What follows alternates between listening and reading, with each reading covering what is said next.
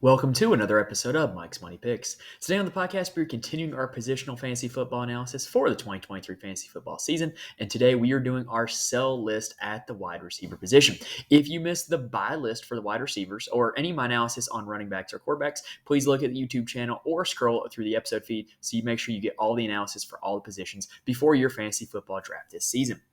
Now, what does it mean to be on the sell list exactly? Well, first off, I'm calling it the sell list because, all the fancy analysts, they got fancy names for, their lists like love, hate, like, dislike, what. And so here at Mike's Money Picks, we got a little bit of a money theme going on. So we got buy or sell. So what does it mean to be on the sell list? Well, I have these players ranked lower than the consensus rankings at their position. I am not willing to draft these players at their current ADP, and I believe that they have a high chance of busting. Essentially, I am not drafting these guys unless they fall to me. So I don't use the term do not draft list because obviously I'm willing to draft all these guys, but where they're at on my ranking. Not where they're currently being taken, but where they're at on my ranking. So I want to be careful how I phrase that. That's why they are on the sell list because, not calling it the do not draft list because I am willing to draft them at the right price. So anyway, if you want to see my full ranks and my full draft guide, head on over to my Patreon, patreon.com/MikesMoneyPicks. Don't think that just because you see a guy on this list that I wouldn't draft some of these guys over some of the guys that are on the buy list. So consult my individual rankings for that, and they are on the Patreon. All right, so enough with the introduction. Let's go ahead and get started with the first receiver that is on the sell list, and this is a big one. All right, so the first receiver on the sell list is Ja'Marr Chase of the Cincinnati Bengals. See, you didn't see that one coming, did you? A little bit of surprise there. So let's go ahead and talk about why. So, like I said, this is not a do not draft list. I'm more than willing to draft Ja'Marr Chase. In fact, I'm willing to draft him in the first round.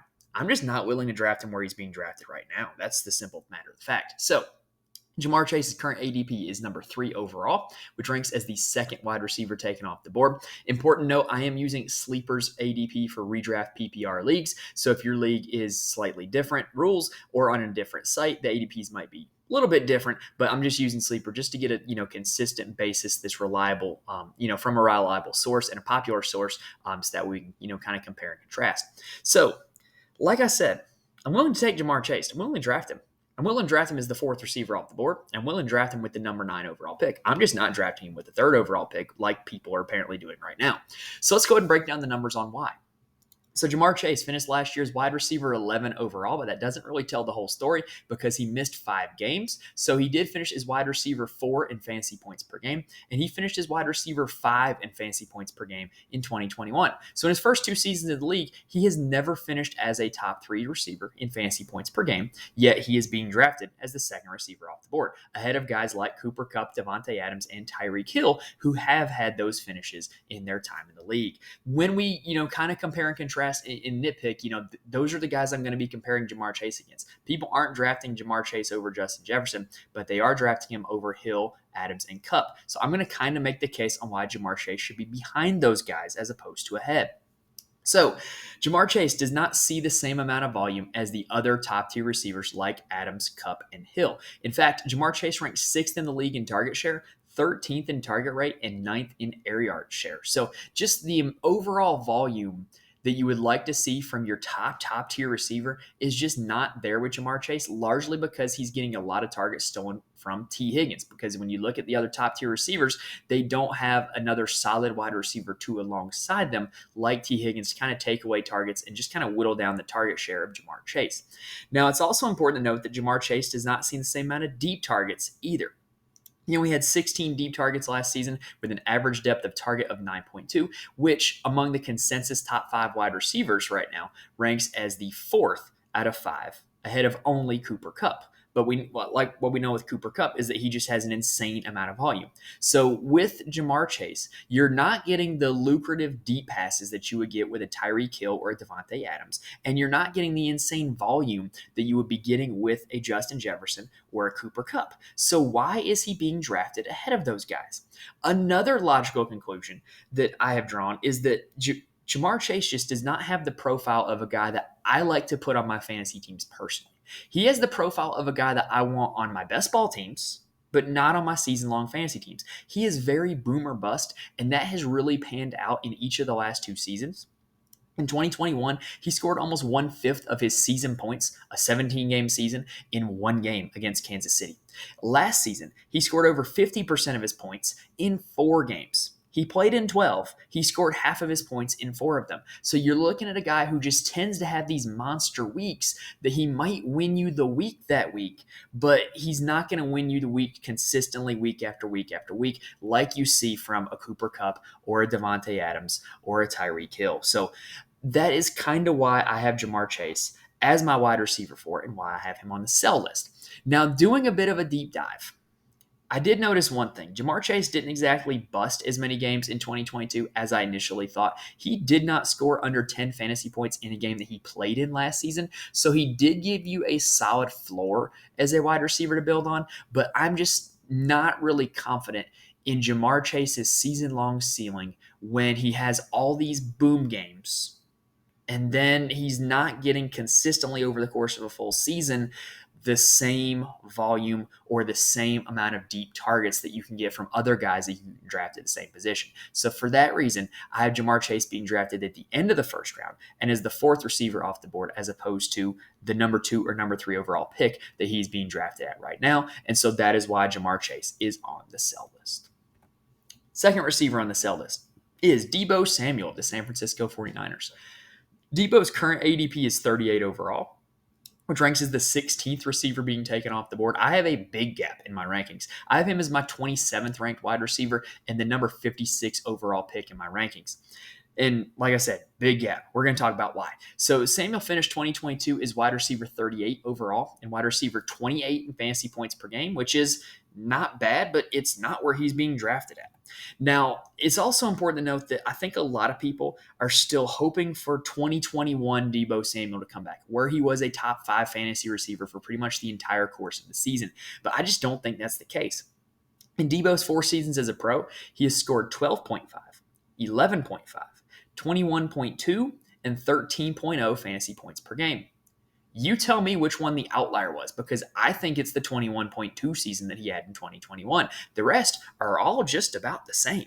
And so I think it's a very real possibility that that's just the guy he is. He's not the 2021 Deebo every year. I just don't think that's what he is.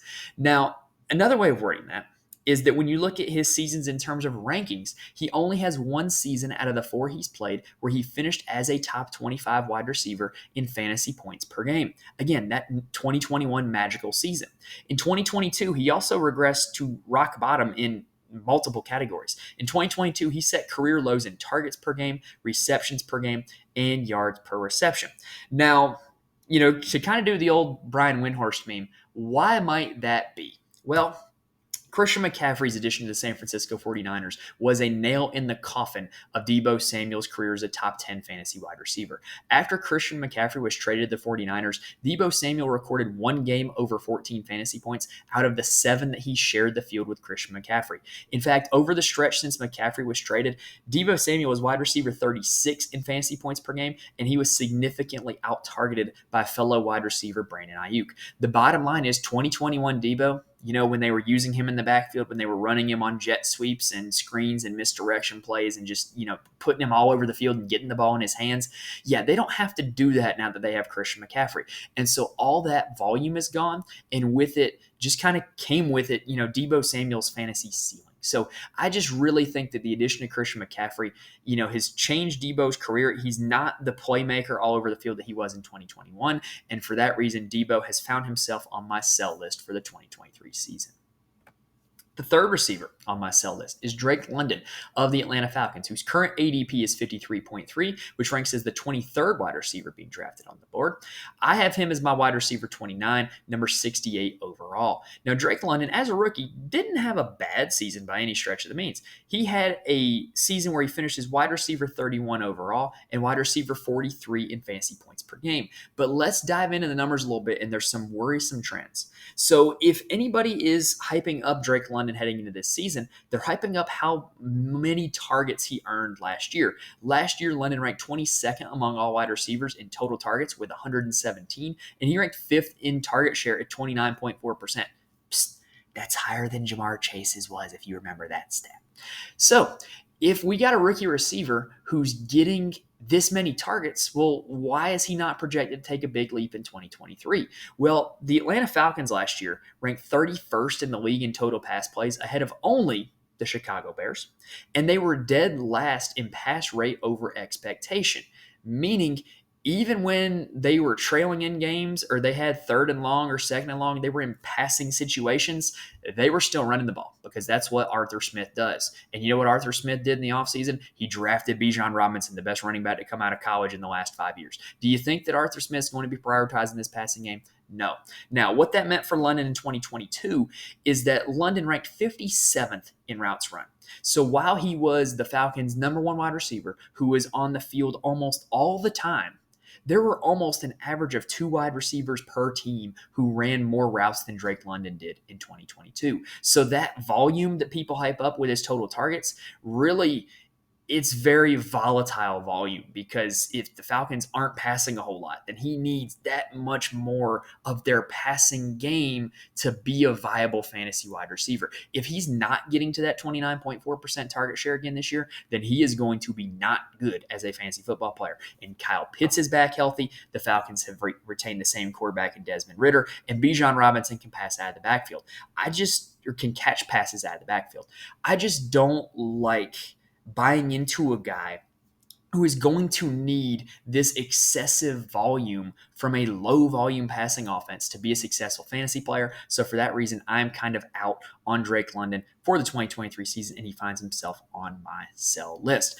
If you need any more backup on that, just look last year at teams that ran the ball a lot and where their number one wide receivers finished in fantasy. You can go back and look at 2021, 2020 previously. Teams who run the ball a lot tend to not have top 10 to top 15 fantasy wide receivers. And so for that reason, I'm out on Drake London. He's on the sell list for 2023. Next up is going to be Michael Thomas of the New Orleans Saints, a.k.a. the Slant King. So Michael Thomas's current ADP is at 97, and he's coming off the board as the 43rd wide receiver. I have him ranked as wide receiver 59, 158 overall in my rankings. Personally, I would consider Michael Thomas off of my board in 10-team leagues. I'm not drafting him. He's above that 150 threshold where most 10-team leagues have 15 players on their roster.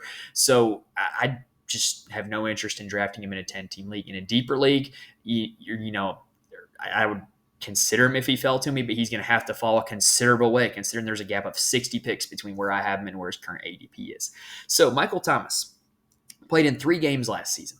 And anybody who's championing Michael Thomas this season is going to point out that he averaged 17 fantasy points per game in those 3 games, which would have ranked as wide receiver 9 for a full season. However, I think that those numbers are a little bit of fool's gold. First, because let's talk about his availability. Dating back to 2020, back when COVID was happening. Boy, that seems like forever ago.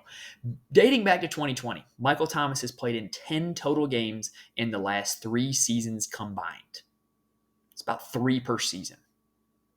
If you were to just look at that over the course of a 17-game season, that's playing in like a fifth of the games. So like 3.5 games on average. Like, it's not good. Now, Michael Thomas was great in his first 4 seasons in the league. He averaged 9.6 targets per game in those first 4 NFL seasons, and he was a top 10 wide receiver in fantasy football in each of his first 4 NFL seasons. Last season, when he played, he only averaged 7.3 targets per game. So, Mike, how did he, have this 17 fantasy points per game total when he averaged 2 less targets per game? Well, he averaged a touchdown per game. He played 3 games and he scored 3 touchdowns. So, I think when you look back at what made Michael Thomas great back in his heyday, back in his prime, was he saw an insane amount of volume from a hyper-accurate quarterback on an offense that passed the ball a lot and scored a lot of points, right? So you got volume, quarterback, passing volume, scoring. Those are kind of the 4 things that you needed for Michael Thomas, right? Well, is the volume going to be there with Chris Olave and Rashid Shaheed and Juwan Johnson and Alvin Kamara and Kareem Hunt? I don't think so. Is the quarterback there? No, Drew Brees retired. Derek Carr is now the quarterback. Is the passing volume going to be there? I don't think so. This team was not a super pass-heavy team last year.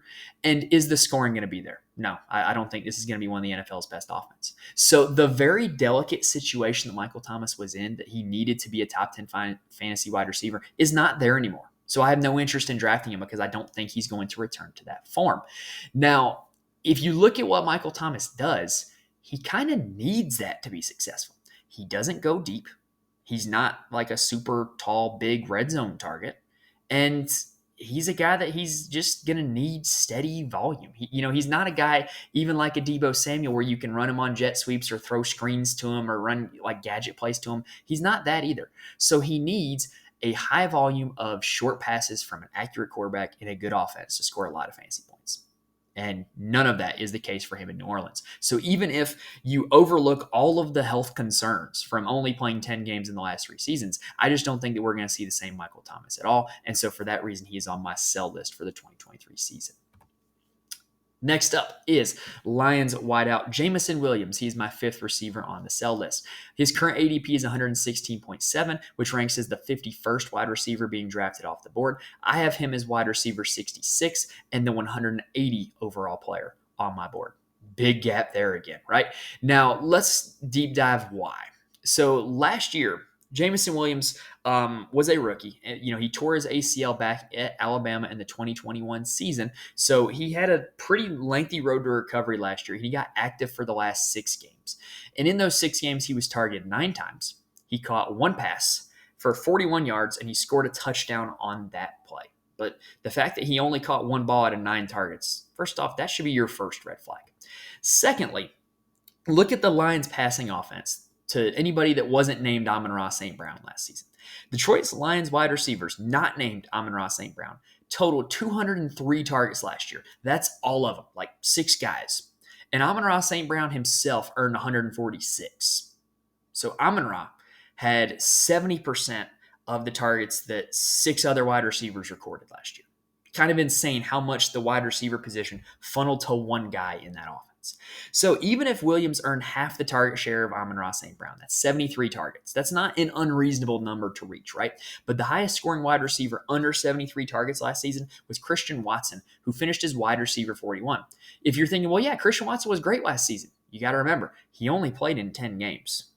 So you're going to need a guy to be Christian Watson level great in 10 games to be a success in the 2023 season. Because, did I mention that Jameson Williams is suspended for the first 6 games of this season?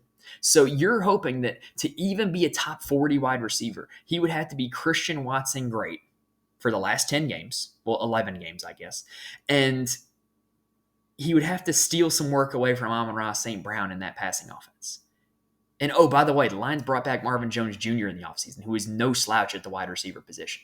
So you got a guy who not only is going to be playing 11 games, not only is coming off of an ACL tear, not only has a super small, ineffective sample size in the NFL, but is competing for targets with one of the league's best target earners in Amon-Ra St. Brown and another solid wideout, especially in the red zone, in Marvin Jones Jr. I just think Jameson Williams checks a lot of boxes for me to stay away from him this year. Now, if you're the type of guy who likes to take late round flyers on guys who have high ceilings, then you might want to give it a shot and hold on to him for 6 weeks and get 0 points out of him and see if he can help you in the playoffs. But I'm just concerned that, you're kind of going to be hoping for him to save your season when he comes back, and I don't think he's going to be able to do that. So Jameson Williams is on the sell list for the 2023 season.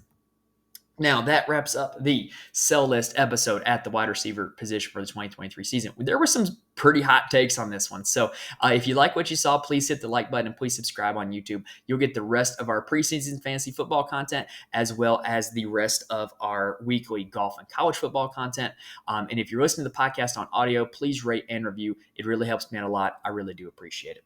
Now, I do have to show you guys one thing. So I'm now partnered with Sign Up Expert, and Sign Up Expert is actually really cool. So what Sign Up Expert does is they will sync to your location and they will give you the best promo codes for any DFS, player props, sportsbook site that is available in your area. They'll automatically give you the best promo code. And if you use it off of my site, it shows me some support as well. So go to signupexpert.com/MikesPicks to take advantage of that if you're interested in joining any new sites.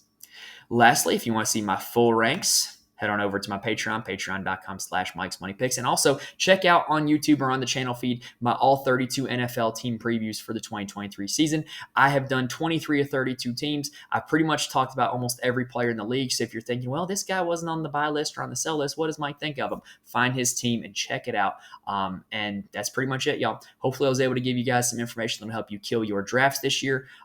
Thank you guys for watching and listening, and I will see you next time when we're going to be talking about tight end.